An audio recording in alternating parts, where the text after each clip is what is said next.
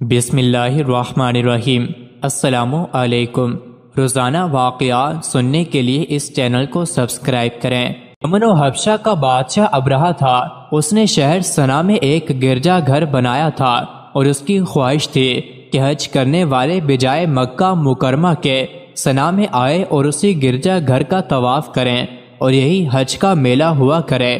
عرب خصوصاً قریشی کو یہ بات بہت شاق گزری۔ چنانچہ قریش کی قبیلہ بنو کنانہ کے ایک شخص نے آپے سے باہر ہو کر صنعا کا سفر کیا اور ابربا کے گرجا گھر میں داخل ہو کر اس کے در و دیوار کو نجاست سے آلودہ کر ڈالا۔ اس حرکت پر ابربا بادشاہ کو بہت طیش آیا اور اس نے کعبہ معظمہ کو ڈھا دینے کی قسم کھا لی اور اس ارادے سے اپنا لشکر لے کر روانہ ہو گیا۔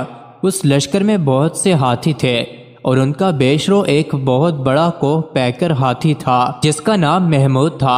ابرہہ نے اپنی فوج لے کر مکہ معظمہ پر چڑھائی کر دی اور اہل مکہ کے سب جانوروں کو اپنے قبضے میں لے لیا، جس میں عبد المطلب کے اونٹ بھی تھے۔ یہی عبد المطلب جو ہمارے حضور خاتم النبی صلی اللہ علیہ وآلہ وسلم کے دادا ہیں، خانہ کعبہ کے متولی اور اہل مکہ کے سردار تھے۔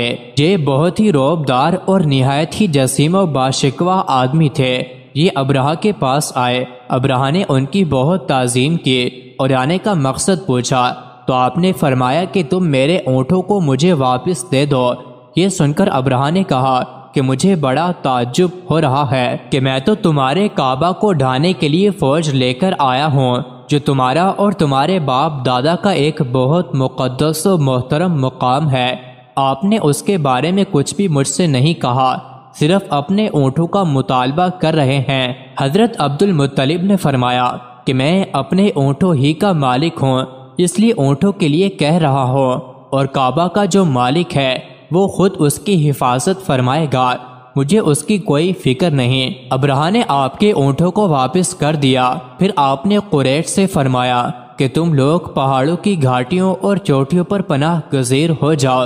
چنانچہ قریش نے آپ کے مشورے پر عمل کیا۔ اس کے بعد حضرت عبد المطلب نے کعبہ کا دروازہ پکڑ کر بارگاہ الہی میں کعبہ کی حفاظت کے لیے خوب رو رو کر دعا مانگی، اور دعا سے فارغ ہو کر آپ بھی اپنی قوم کے ساتھ پہاڑ کی چوٹی پر چڑھ گئے۔ ابرہہ نے صبح اٹھ کر اپنے لشکر کو لے کر کعبہ مقدمہ پر دھاوا بول دینے کا حکم دے دیا اور ہاتھیوں کو چلنے کے لیے اٹھایا، لیکن ہاتھیوں کا پیش رو محمود جو سب سے بڑا تھا وہ کعبہ کی طرف نہ چلا، جس طرف اس کو چلاتے تھے چلتا تھا، مگر کعبہ مکرمہ کی طرف جب اس کو چلاتے تھے تو وہ بیٹھ جاتا تھا۔ اتنے میں اللہ تعالی نے سمندر کی جانب سے پرندوں کا لشکر بھیج دیا، اور ہر پرندے کے پاس 3 کنکریاں تھیں، 2 پنجوں میں اور 1 چونچ میں۔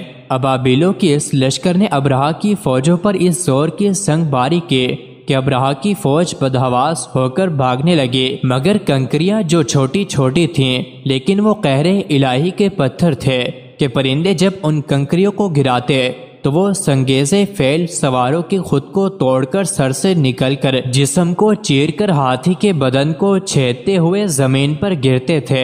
ہر کنکری پر اس شخص کا نام لکھا تھا جو اس کنکری سے ہلاک کیا گیا۔